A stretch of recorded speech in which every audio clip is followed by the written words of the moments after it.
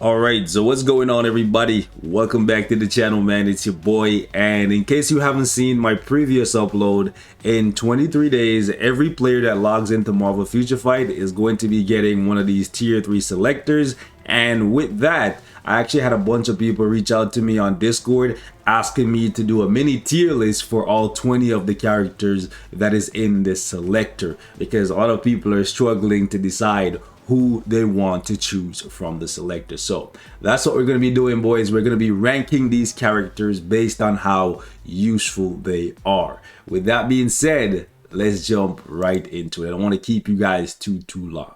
All right, so first things first, let me pick out the characters that are only going to be useful to you for Alliance Conquest, meaning although they can do other modes, right, they can be used in, like, I guess let's change this category here to Alliance Conquest and story mode farming, okay? Because story mode farming is kind of important. Let's put the story mode farming here. Cool. So Alliance Conquest and story mode farming, because you want to get the fragments, because the fragments can lead to you getting CTPs, premium cards, Odins, etc.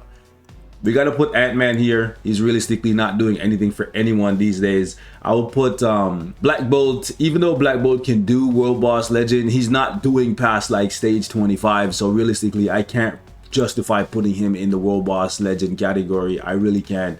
Black Widow, again, another character that's not doing very high in any kind of content. So I got to put her here in Alliance Conquest and story mode farming.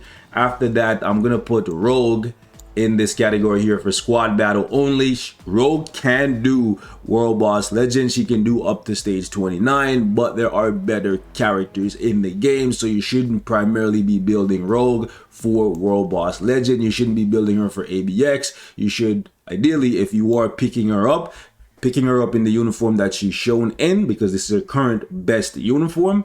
And you should be using her for squad battle. She's gonna need a CTP of Judgment, but she can score upwards of 9 million if you have a really good card set and a really good build for her. For me personally, with my cards and my build, I'm able to consistently get anywhere from 7.8 to 8.3 million, around that, depending on how good I play. All right, Black Panther got to go down here as well as an AC character. Really not getting much out of him. Iron Man I will put up here in World Boss Legend. Storm I'm gonna put here as a support character because her 4-star passive gives you extra elemental damage.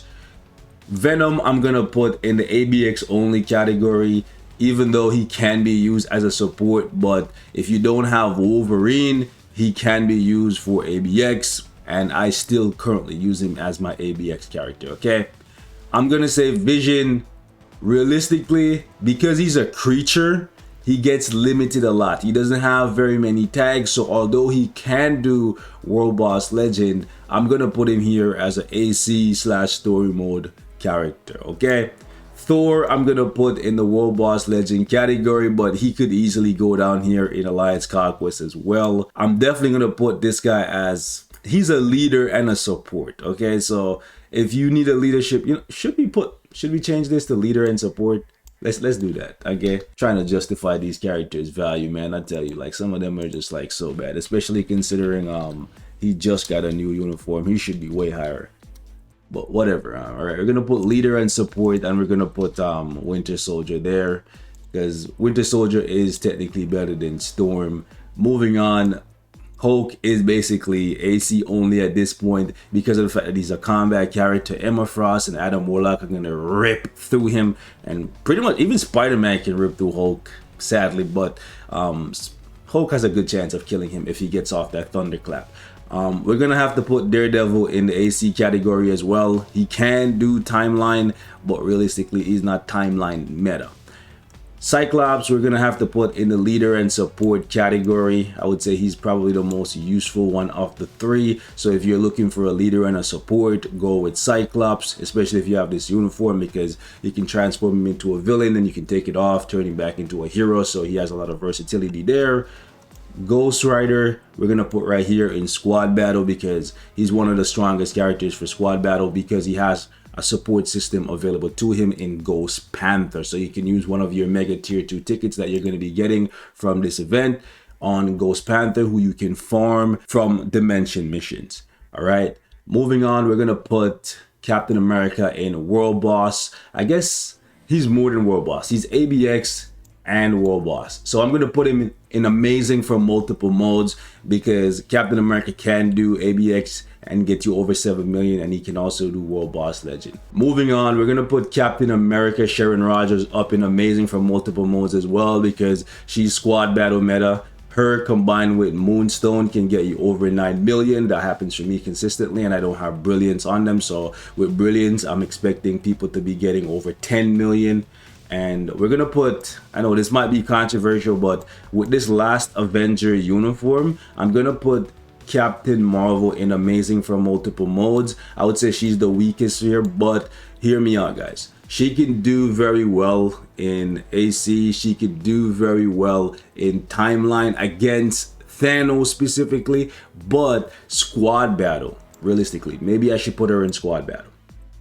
I think maybe squad battle because her PvP potential is there, but if you don't have Doctor Doom, she is the next best thing for the universal villain category in squad battle. Next up, we got Loki. Loki's amazing for ABX, he's amazing for World Boss, and he can do Dispatch, which is not even a category here. He's the best for Dispatch, so we got to put him in amazing for multiple modes. And then finally, we have Spider-Man. Spider-Man is good for AC, timeline battle, which is not even a category here because there's no point, nobody would be in there because Spider-Man is great for World Boss Legend as well, so we absolutely have to put him in amazing for multiple game modes. So the top 4 characters here in my opinion is Loki, Spider-Man, Sharon Rodgers, and Captain America.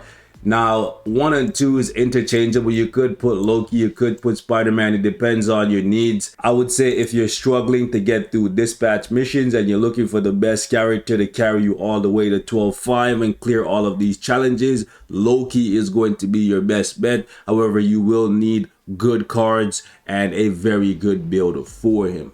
Okay, if you're looking for somebody to do World Boss Legend or PvP, then Spider-Man would be number 1. If you already have these 2 characters, which I think at this point majority of you guys will have Spider-Man because he's been in the selector for multiple years and he's been very good now for a couple months. Loki, however, even though he's been good for, well, I believe at this point almost a year, if not a year. If I remember correctly, I think he got this uniform February last year. Either way, this is Loki's first time in this tier 3 selector. So if you don't have him by any chance, you should get him and pick up this uniform, or you could pick up the President Loki uniform. They're both very similar.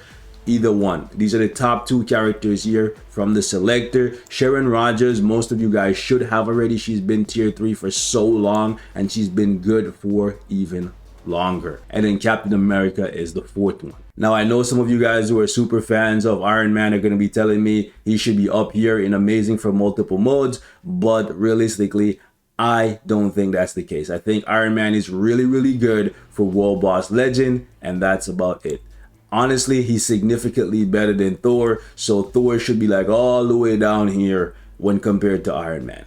Okay, so if you're going for this category, looking for a better character for World Boss Legend, you should pick Iron Man first and then get his uniform. Do not buy this uniform for Thor, by the way, because Thor Love and Thunder will be coming out in July this year, which means he's going to be getting a brand new uniform. So definitely do not pick up this uniform for Thor. But if you want to get him to tier 3 via the selector ahead of time, do that. That's a smart thing to do because chances are he's finally gonna get justice. Now with that being said, ladies and gentlemen, we're gonna wrap this video here. Thank you guys so much for watching. Leave me your thoughts in the comments and I will catch you guys in the next one.